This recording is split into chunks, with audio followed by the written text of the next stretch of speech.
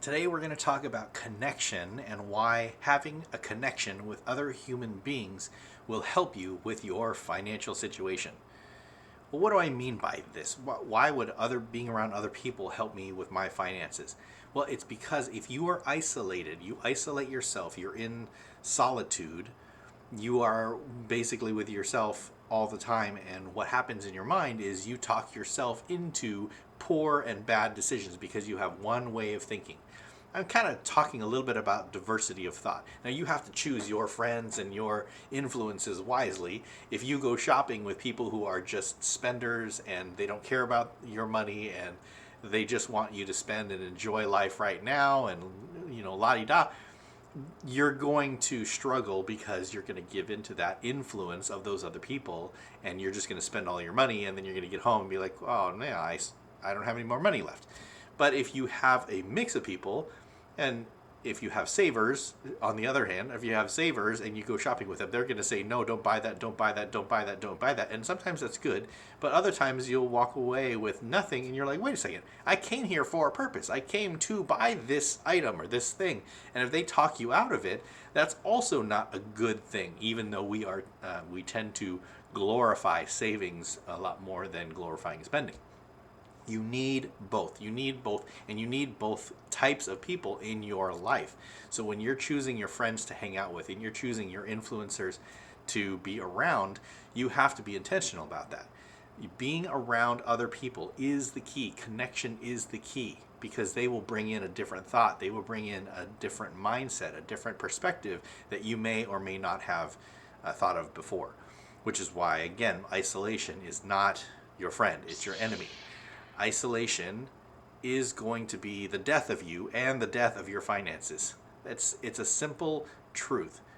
You can actually be a hoarder and isolated, like the Scrooge character, right? You just more money, more money, more money, and you're all in yourself. Is that the life that you really want? Yeah, you might be rich, you might have a bunch of money, but that's the downfall of you because you're isolated. You're by yourself. You need to get into connection with other people so that you can enjoy life and you can also save and you can invest in all of these different areas for a well-rounded life. So when you're looking at what your ideal life looks like, you have to determine, what do I really want today and what do I want in the future? And then you get to determine, what are you willing to sacrifice and what are you not willing to sacrifice.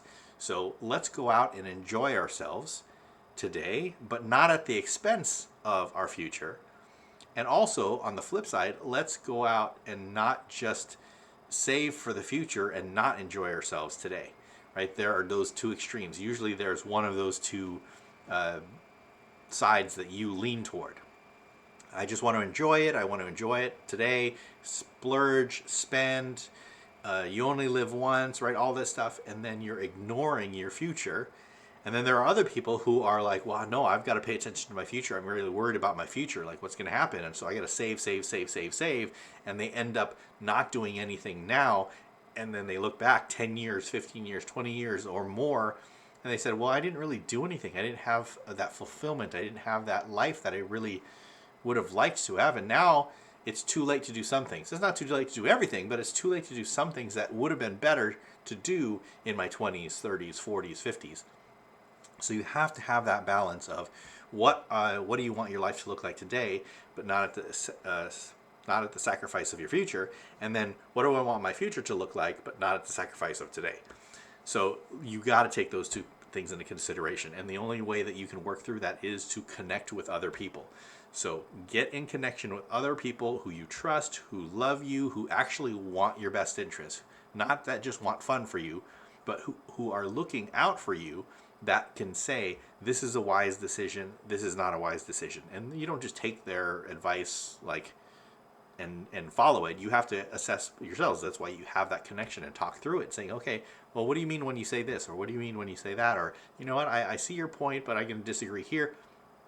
You have to work that out.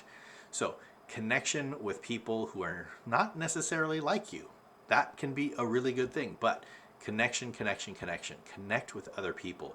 Get in proximity with others. Don't just be isolated on your own self. Be open, be honest. Share your feelings, share your thoughts, share your fears. All of those things with other people who care about you. That is going to cause you to springboard in leaps and bounds ahead of what you would have been on your own. All right, that is your tip for today.